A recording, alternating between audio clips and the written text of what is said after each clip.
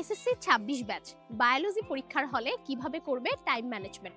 যেহেতু এসএসসি পরীক্ষা অনেকটাই কাছাকাছি চলে এসেছে এবং তোমরা অনেকেই মডেল টেস্ট দেওয়া স্টার্ট করে দিয়েছো, সো এই টাইম ম্যানেজমেন্টটা ফলো করে যদি তোমরা পরীক্ষায় লেখার প্র্যাকটিস করতে থাকো, তাহলে মেইন বোর্ড পরীক্ষায় কিন্তু খুব সুন্দরভাবে গুছিয়ে নির্ধারিত সময়ের মধ্যে লেখা কমপ্লিট করে আসতে পারবে।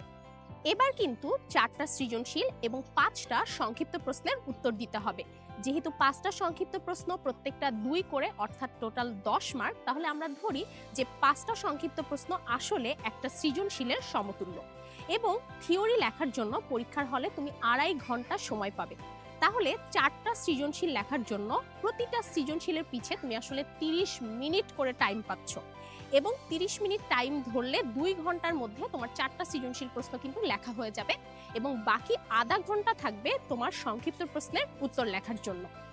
তাহলে 30 মিনিটে 5টা সংক্ষিপ্ত প্রশ্ন লেখা লাগলে প্রতিটা সংক্ষিপ্ত প্রশ্নের জন্য তুমি 6 মিনিট করে সময় পাবে।